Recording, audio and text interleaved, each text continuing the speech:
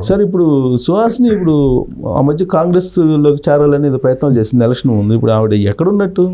చంద్రబాబు గారికి తెలియాలి, మనకు తెలియదు. చంద్రబాబు గారు ఆలోచించుకోవాలి, చంద్రబాబు గారికి తెలియాలి ఎక్కడ ఉంది ఎవరు ఏంటి అనేది. రేవంత్ రెడ్డి అయితే కలిసింది కదా, బహిరంగ ఫోటోలే వచ్చాయి. అసలు ఆవిడ ఎందుకు వెళ్ళినట్టు, అసలు పార్టీలు చేరడానికా లేదంటే కట్టసి మీటింగా ఏంటనేది ఇప్పటికీ అది రహస్యంగానే ఉండిపోయింది. అంత పెద్ద చర్చించాల్సిన అంశం కూడా కాదు నేను. సో చంద్రబాబు నాయుడు ఢిల్లీ వెళ్ళారు, ఢిల్లీ వెళ్ళి అదేదో నరేంద్ర మోడీని కలిశారు, ఫ్రూట్ఫుల్ మీటింగ్లు జరిగినాయి అని చెప్తున్నారు. అక్కడికి వెళ్ళినప్పుడు నరేంద్ర మోడీకి ఈయనకి మధ్య జరిగినటువంటి కొన్ని వీడియోస్ లేదంటే ఫోటోలు వచ్చాయి, అవి చూస్తే ఏమనిపిస్తుంది మీకు? అంటే అంతకు మునుపు వెళ్ళినప్పుడు బాడీ లాంగ్వేజ్ నేను అర్థం చేసుకుంటే, జస్ట్ నేను బాడీ లాంగ్వేజ్ అర్థం చేసుకుంటే ఒబిడియన్స్ అనేది ఉంది మోడీ చంద్రబాబు ఆయన దగ్గర. ఈయన చంద్రబాబు కూడా నేను నా మూలాన్ని నువ్వు ఉండవు అన్నట్టు ఈయన బిహేవియర్ ఎప్పుడూ లేదు, ఈయన సబ్మిసివ్గానే ఉంది. కొద్ది కార్డియల్ రిలేషన్స్గానే కంటిన్యూ అవుతాయని అనిపిస్తుంది. రెసిప్రొకరేట్గా రాష్ట్రానికి కావాల్సిన నిధులు కూడా చాలా పెద్ద రకంగానే వాళ్ళు సహకరిస్తారనే ఆలోచనే నాకు అనిపిస్తుంది అక్కడికి వెళ్ళినప్పుడు. వాళ్ళకు కూడా అవసరం కూడా. అట్లాగే ఆయన అమిత్ షా గారు కూడా కొంతమంది దగ్గర కొన్ని కీలకమైన అంశాల విషయాల్లో వాళ్ళు ఏదో దీనికి వెళ్తే లేదు, మేము చంద్రబాబు నాయుడు గారితో కంటిన్యూ అవ్వాలి కాబట్టి మేము చంద్రబాబు నాయుడు గారికి ఇష్టం లేని పనులు మేమేమి చేయమని చెప్పి ఆయన చెప్పారని హైదరాబాద్ నుంచి కొంతమంది పారిశ్రామికవేత్తలు వెళ్ళినప్పుడు అన్నారని విన్నాను.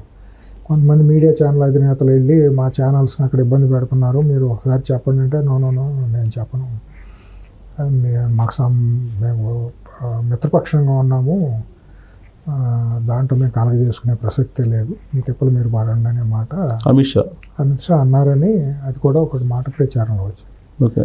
సో ఆ క్లియర్ ఇండికేషన్ దాని ప్రకారం ఏంటంటే వాళ్ళు సహకరిస్తారు. ఎందుకంటే ఇప్పుడు అపరిష్కృతంగా ఉన్నాయి, పోలవరం ఉంది, వాళ్ళు కేంద్రంలో మరి మంత్రి పదవి అక్కడి నుంచి గెలిచిన మనిషికి ఒక మంత్రి పదవి తీసుకున్నారు, వాళ్ళు ఆంధ్రప్రదేశ్ మంత్రివర్గంలో మంత్రి పదవి తీసుకున్నారు. కాబట్టి ఇచ్చిపుచ్చుకునే ధోరణే ఉంది. రాష్ట్రం కూడా చిన్నాభిన్నం అయిపోయింది. అది కూడా మరి సహకరించకపోతే బీజేపీ ఇంకా నిందమోయాల్సిన అవసరం వస్తుంది. బీజేపీ వాళ్ళు ఉన్న పరిస్థితుల్లో అడకత్తిలో పోక చెక్కలాగా ఎవరిని వ్యతిరేకించలేని పరిస్థితుల్లో ఉంది. వాళ్ళు మేము సచ్చీలురం అని చెప్పుకోవాలంటే కొన్ని శీల పరీక్షకు తప్పదు.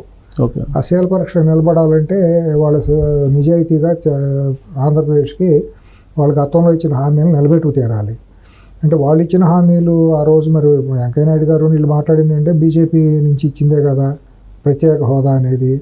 వాళ్ళ ప్రత్యేక హోదా అనేది ముగిసిన అధ్యాయమే అయిపోయింది కాబట్టి చంద్రబాబు నాయుడు గారు ప్రత్యేక హోదా అనేది వాళ్ళ తెలుగుదేశం వాళ్ళు కూడా మళ్ళీ మాట్లాడే అంశం కాదు కాబట్టి ఆ పద్ధతుల్లో రావాల్సిన ఏమన్నా నిధులు కానివ్వండి, ఆ రాష్ట్రానికి జరిగిన నష్టం, పోలవరం జరిగిన విధ్వంసంలో దాన్ని మళ్ళీ నష్ట నివారణ చర్యలు, అమరావతి కుంటుపడిపోయింది 5 ఏళ్ల పాటు, దాన్ని వేగవంతం చేయడానికి కొద్దిగా నిధులు సమకూరిస్తే రాష్ట్రం ఒక పట్టాలు ఎక్కుతుంది. అది ప్రోగ్రెస్. కానీ ఒకటేంటంటే పోలవరం పూర్తి కావాలంటే R&R ప్యాకేజీ దాదాపు 30,000 కోట్ల పైగా ఏదో ఉందని, అంత మొత్తం ఇవ్వడానికి అనుకూలంగా అక్కడ చర్చలు జరిగినట్టు అనిపిస్తుందా? అది మరి దాంట్లో ఏం జరిగిందనేది బయటికి రాలేదు. మా R&R ప్యాకేజ్ ఇవ్వాల్సింది రాష్ట్ర ప్రభుత్వం మాకు సంబంధం లేదని అప్పుడు కేంద్రం కొంత ఇది కొర్రీ చేసిందని విన్నాం మనం అప్పట్లో. అప్పుడు బెడిసిందిలేండి వీళ్ళకి 2018 నాటికి బెడిసింది, వీళ్ళకి దూరంగా ఉంటున్నారుగా బెడిసింది. కొంతమంది ఏంటంటే దీని మీద సాడీలు కూడా ఇవి చేశారు, ఇట్లాంటి వాళ్ళు వెళ్ళిపోయి R&R ప్యాకేజీలో కావాలని టీడీపీ వాళ్ళు ఎమ్మెల్యేలు ఉన్నారు, ఆ భూములన్నీ వాళ్ళ ఆధీనంలో ఉన్నాయని రకరకాలుగా అన్ని దుష్ప్రచారం చేశారు. జీవీఎల్ నరసింహారావు లాంటి శకునులు కూడా వాళ్ళ రాష్ట్రాన్ని విధ్వంసం చేయటంలో సోమవీర్రాజు, జీవీఎల్ నరసింహారావు లాంటి వాళ్ళ హస్తం కూడా చాలా తేడా ఉంది. తర్వాత RSSలో ఉన్నటువంటి కొంతమంది ముఖ్యులు ఎవరైతే అక్కడ ఇన్ఛార్జీలుగా ఉన్నారో వాళ్ళు కూడా ఆంధ్ర రాష్ట్రాన్ని సర్వనాశనం చేయటంలో RSSలో ఉన్న కొంతమంది ముఖ్యుల హస్తం కూడా ఉంది. వాళ్ళ స్వార్థ ప్రయోజనాలు తెలంగాణలో హైదరాబాద్ కోసం వాళ్ళ స్వార్థ ప్రయోజనాలు ఆంధ్రప్రదేశ్ నాశనం చేయాలని చూశారు. తెలాపాపం తలాపీటికడు, కర్ణుడు సాగు కారణాలు అనేకం అన్నట్టు అమరావతికి చాలా శాపాలు తగిలినాయి ఆంధ్రప్రదేశ్కి. దాంట్లో ప్రధానంగా బీజేపీ చేసిన పాపాలు అన్నీ కాదు. జీవీఎల్ నరసింహారావు, సోమవీర్రాజు, విష్ణువర్ధన్ రెడ్డి లాంటి వాళ్ళు వీళ్ళందరూ చేసిన ద్రోహాలు అన్నీ కాదు. అతను అట్లాగే అక్కడి నుంచి కేంద్రం నుంచి పార్టీ నుంచి వచ్చిన పరిశీలకుడుగా మహారాష్ట్రలో ఒక అతను ఉండేవాడు,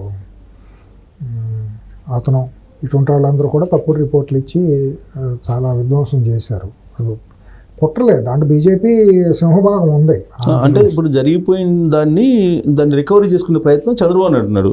అది ఇక్కడ కన్ఫ్యూజన్ ఏంటంటే పబ్లిక్ కానీ చాలామందికి చంద్రబాబు నాయుడు వినయం ప్రదర్శిస్తున్నారా అక్కడ అంటే ఆయన లోబడి పనిచేయాలనేది లేదు, అవసరం దృష్ట్యా నరేంద్ర మోడీయే చంద్రబాబు నాయుడుకి లోబడి పనిచేస్తున్నారా అనేది క్లారిటీ లేకుండా ఉంది. ఇద్దరిది ఒకరి అవసరం ఒకరికి ఉంది, ఇద్దరిదే అంతే, ఎవరి అవసరం వాళ్ళది. ఒకళ్ళు అణిగిమణిగి ఉండేది లేదు, ఒకళ్ళు ఇదే ఏది లేదు. చంద్రబాబు నాయుడు గారి ఇంటికి మోడీ ఇల్లు ఎంత దూరం, మోడీ ఇంటికి చంద్రబాబు నాయుడు గారి ఇల్లు అంతే దూరం. ఎట్లా కొలుసుకున్నా కూడా కేంద్రంలో వాళ్ళ ప్రభుత్వం మనుగడ సాగించాలని చంద్రబాబు నాయుడు గారి అవసరం వాళ్ళకు ఉంది. చంద్రబాబు నాయుడు గారి అంశాలు కొన్ని ఇక్కడ ఇది అవ్వాలన్నా కూడా మరి మోడీ గారి కేంద్ర ప్రభుత్వం అవసరం ఈయనకు ఉంది రాష్ట్ర ప్రయోజనాల కోసం.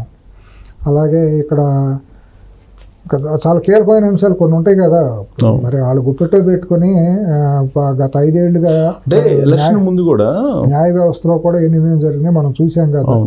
అవన్నీ కూడా మరి వాళ్ళు గుప్పెట్టో పెట్టుకుని ఆడిస్తున్నారు కదా, మరి అవి కూడా మరి పరిష్కారం జరగాలి కదా. కాబట్టి మరి అవి కూడా అయితేనే చంద్రబాబు నాయుడు గారికి కూడా కొంత ఉపశమనం అనేది దొరుకుతుంది.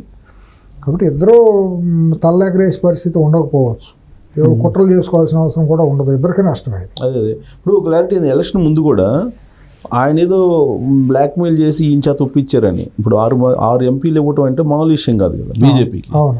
అలాగే 10 మంది ఎమ్మెల్యేలు అంటే చాలా పెద్దది. సో వాళ్ళే చంద్రబాబు నాయుడు బ్లాక్మెయిల్ చేసి లేదా భయపించో ఏదో చేశారు అనేది అప్పుడు వచ్చింది కదా. అలాంటి సిచ్యువేషన్ ఇప్పుడు కూడా కంటిన్యూ అవుతుందండి. అప్పుడైతే ఉంది. బాబు గారు కూడా ఏంటంటే ఎలక్షన్ సాఫీగా జరగాలంటే ఒక మెసేజ్ వెళ్ళటం కోసం బీజేపీ మాతో ఉందనే ఒక మెసేజ్ వెళ్ళాలి.